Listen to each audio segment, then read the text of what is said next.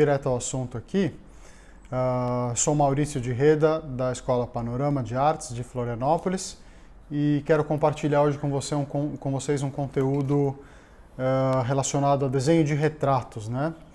Eu tenho aqui esse modelo, do qual eu já fiz um estudo prévio em grafite, né? Fiz um exercício de sombreamento com pó de grafite, e eu quero chegar a fazer uma pintura em aquarela com ele, nessa folha aqui que já está preparada, mas eu vou fazer isso depois. Num primeiro momento, eu quero destacar para vocês um pouco sobre a construção dessa figura, como essa miniatura que eu fiz aqui, mas eu quero chamar a atenção para alguns elementos que eu vou ir apontando em cima da foto mesmo aqui. Primeiro, a gente pode, como em qualquer problema na vida, buscar simplificar esse problema, né? Reduzir as informações para que a gente possa enxergar parte a parte. Então, primeiro, eu posso entender o rosto desse modelo como uma caixa, olha só, que se projeta no espaço em dois ângulos diferentes. A parte frontal do rosto dele, que eu percebo ter essa dimensão aproximadamente, está nesse plano virado para cá, e a parte lateral está virando a caixa aqui já em outro plano, distanciado da luz, que parece, na verdade, está vindo bem desse topo aqui, né? Então está criando um topo iluminado, todas as partes superiores aqui dos cantos do rosto dele, assim, de cada segmento de forma, está iluminado no topo, e a lateral do lado de lá está escuro, né? Então eu vou tentar traduzir essa forma aqui num desenho menor. Eu faço leve mesmo nesses primeiros instantes, então eu espero que esteja dando para ver aí, né? Porque tem que ser leve mesmo, porque é uma sondagem. E aí a caixa para o outro lado aqui, com bem pouco da visão da parte da base, né? Então quase insignificante essa perspectiva da base. Aí é o momento da gente conferir os ângulos, olha só. Será que a inclinação que eu determinei aqui está proporcional? Acho que sim. Será que essa inclinação da frente dele também está proporcional? Acho que também dá para considerar que sim, né? Aí a relação de frente com lado, né? Vou refazer aqui para ver se encaixa melhor. Eu acho que está numa boa proporção, sim.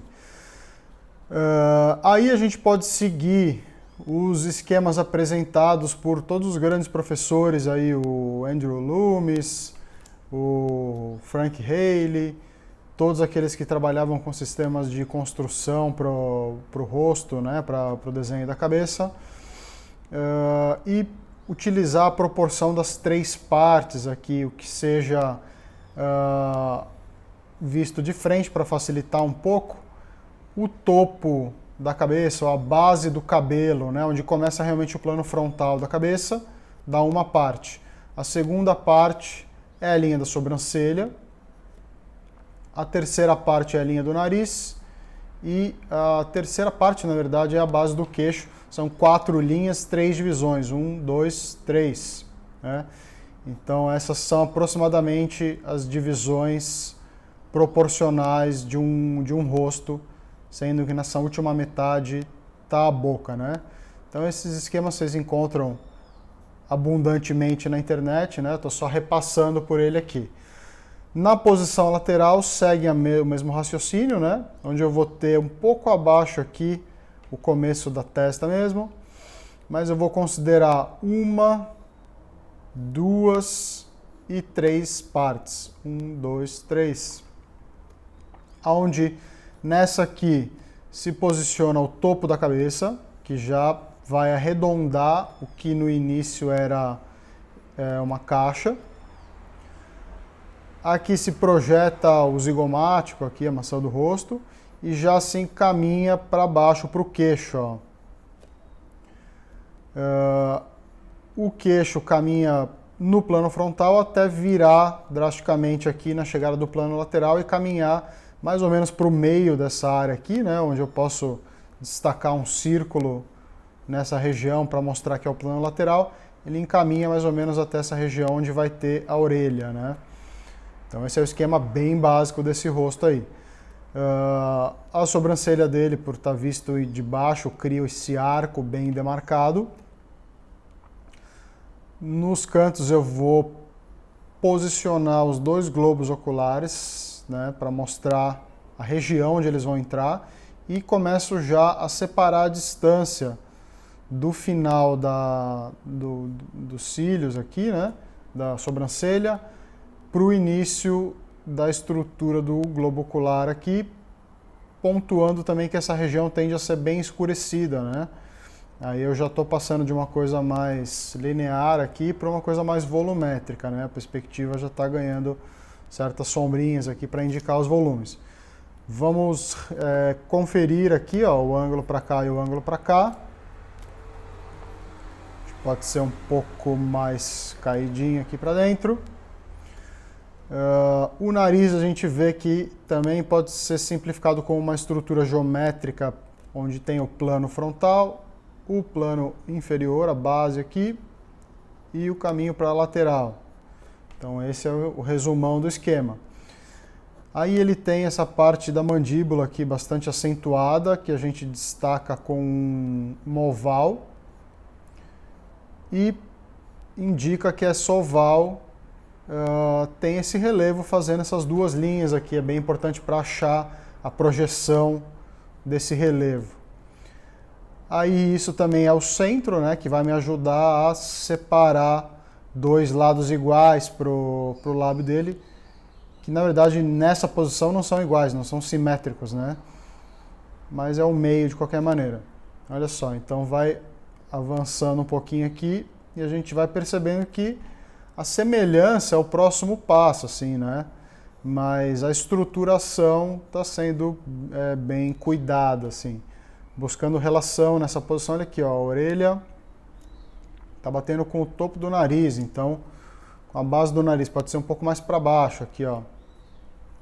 Então procurem todos esses tipos de relações internas, uma vez que vocês tenham feito a caixa estrutural, dá para procurar essas relações internas. Uma vez aqui já construída a caixinha, eu também vou começar a fazer o exercício de separar valores, bem como eu fiz na pintura de paisagem. Mostrei rapidamente também com um retrato na outra aula. Vou já suavizar as caixas, as estruturas aqui. E complementando com sombras. Eu posso também usar a ideia de separar de uma vez o que é luz e o que é sombra, ó, com um desenho bem demarcado desses encontros extremos, ignorando pequenas variações e focando nas grandes variações de luz para sombra. Ó. Então já separei isso aqui também. O que coincide com a percepção, voltando ao início aqui do cubo, né? Se a luz prevalece de cima, obviamente esse lado aqui vai ser mais escuro, né? Então é o que se traduz aqui novamente no posicionamento das sombras dentro do rosto. Isso aqui é tudo integrado, esqueçam o branco do olho, porque não tem parte branca no olho, toda a sombra engloba isso aqui. Eu vejo que o nariz está mais projetado, olha só, fazendo pequenas correções na minha estruturação. O nariz é mais projetado aqui para fora. Essa é a base dele, que oculta um pouco o nariz do lado de lá, o olho do lado de lá. Então, é dentro disso que vão ter certas sutilezas aí de sombra depois dentro do nariz. Mas agora ele já está coincidindo mais aqui as estruturas com relação ao meu modelo. Olha só. Vamos tentar perceber que isso aqui também se reduz em 3 ou 4 valores, acho que 3 é suficiente para descrever essa figura aqui. Dentro da minha escala, né, com 3 valorezinhos, eu faço essas conexões aqui, ó, do queixo para o pescoço, tudo numa levada só também.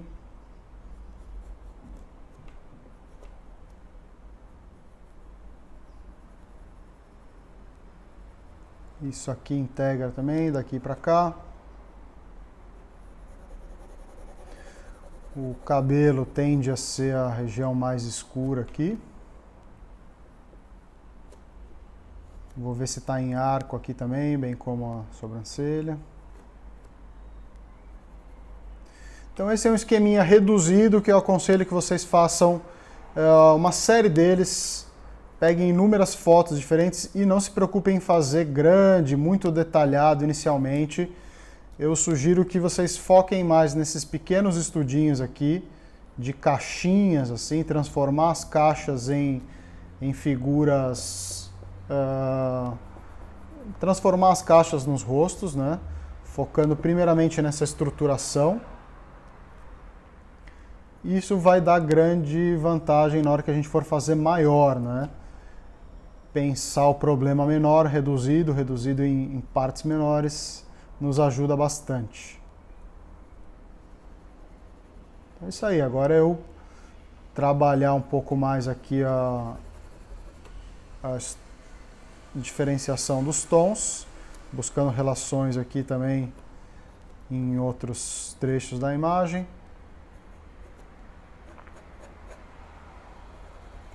Uma pequena diferença de luz no pescoço. Quase não se percebe a diferença do queixo para o pescoço, então é uma coisa que eu busquei fazer bastante enfaticamente aqui. E, né, com um pouco mais de trabalho, dá para chegar num resultado desse aqui em grafite para depois a gente fazer a pintura em aquarela. Beleza? Vou encerrar essa sequência por aqui.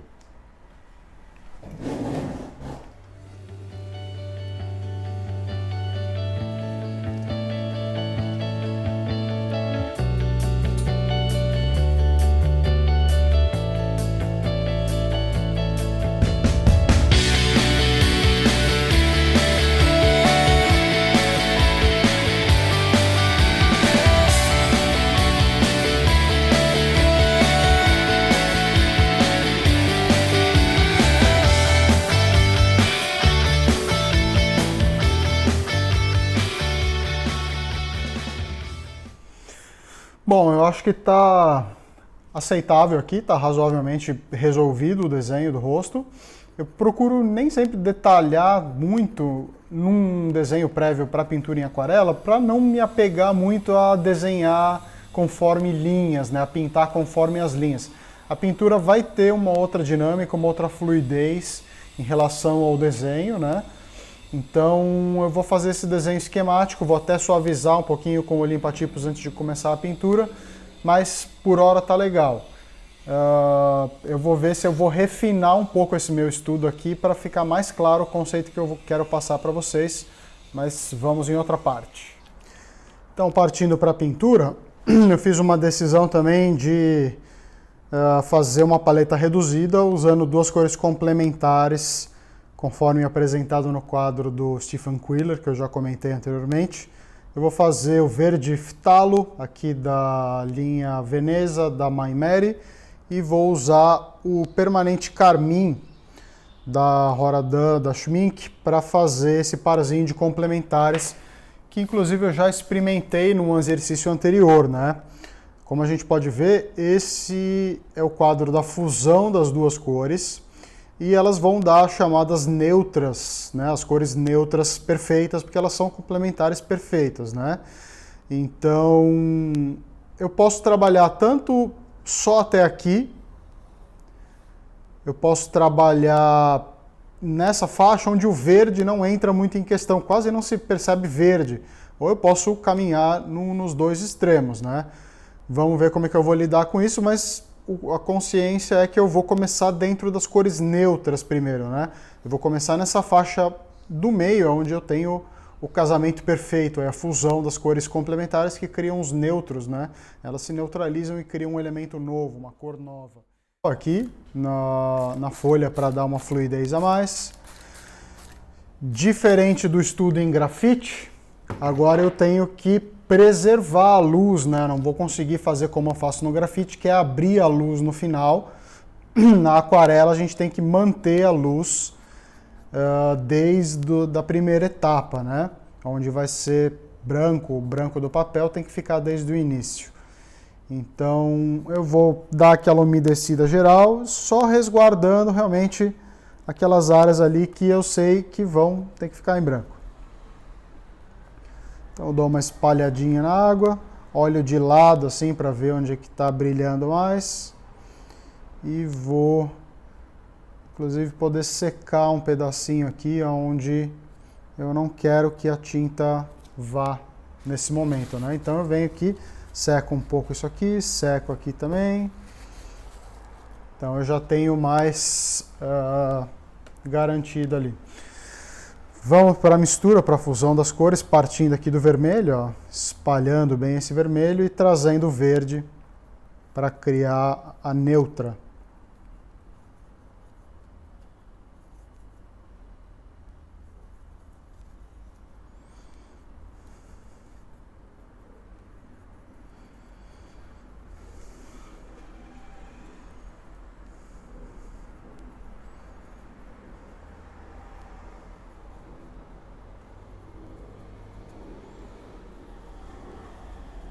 Ó, aqui eu sinto que eu já estou bem neutralizado aqui, nem se percebe nem o vermelho, nem o verde.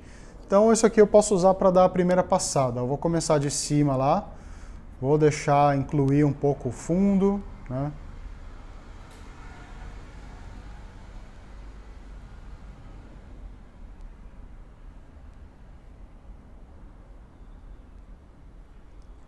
E vou unificando áreas, nada de ficar pintando dentro dos contorninhos assim, né? Vamos unificando as áreas.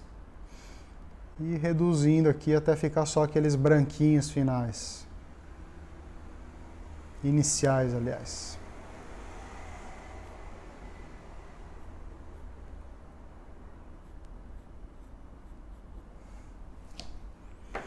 Um pincelzinho auxiliar pode ajudar aqui simplesmente a quebrar algumas bordas, né?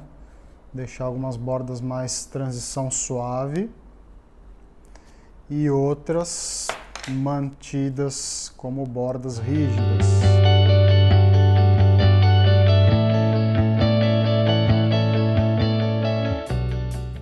No meio do caminho eu posso ir puxando um pouco mais pro vermelho aqui, para esquentar algumas regiões, não ficar totalmente neutro. Ó. Então, perto aqui da maçã do rosto, perto do olho, nariz, eu vou deixar puxar um pouquinho para o vermelho. Mas vamos que vamos, misturando bastante.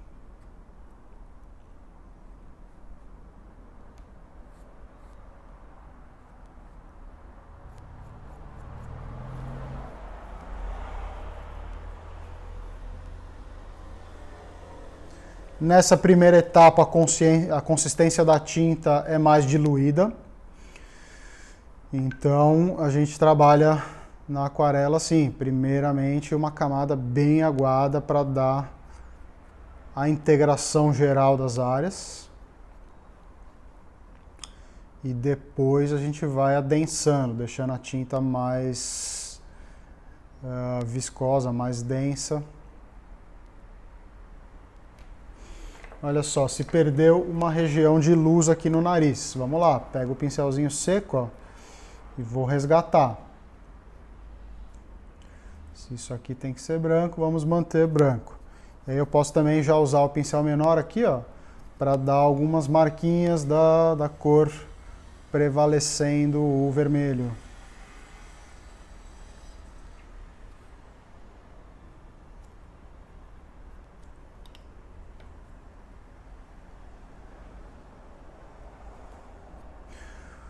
Muita consciência aí dos valores exercitados anteriormente, né? Olha só, aqui para o fundo eu vou deixar já esverdear um pouco mais, para que o verde fique mais para o fundo mesmo, né? Do que para a cor da pele dele. A pele vai ficar entre o neutro e o vermelho, carmim. Ó, tá quase secando, já posso passar para uma camadinha um pouco mais densa, né? Mesmo agora, mais denso ainda.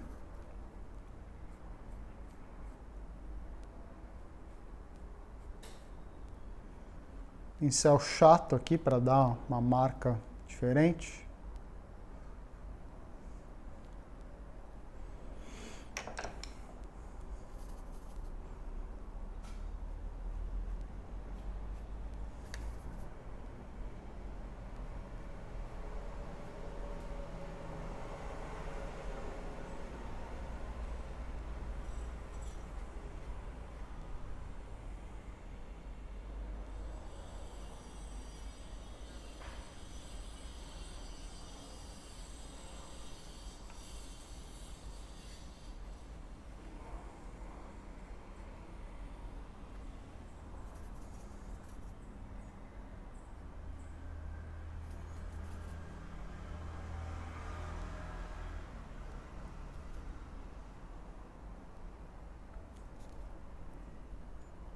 Limpando de novo aqui um pedacinho de luz. Pincelzinho seco só para isso, ó. Esse brilho no topo da boca aqui é importante.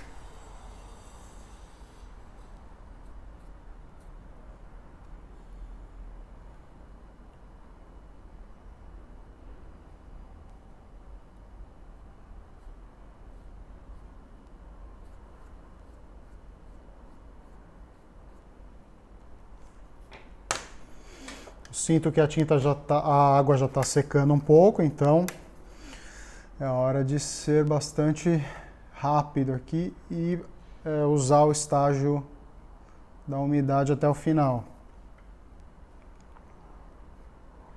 Transição, conexão de áreas, restringindo mais os brancos, né? Como eu falei, um pequeno brilho vale mais do que muito branco, né?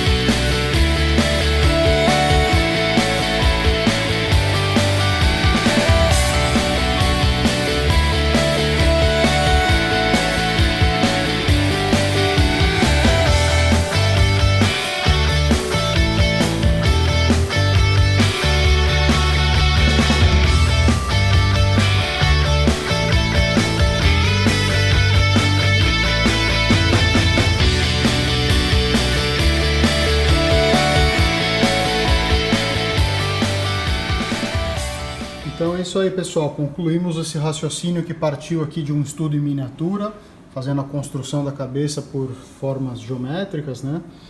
Até um estudo em grafite mais elaborado e uma pintura em aquarela usando uma parzinho de complementares aqui, carmim e verde. É isso aí, espero que gostem.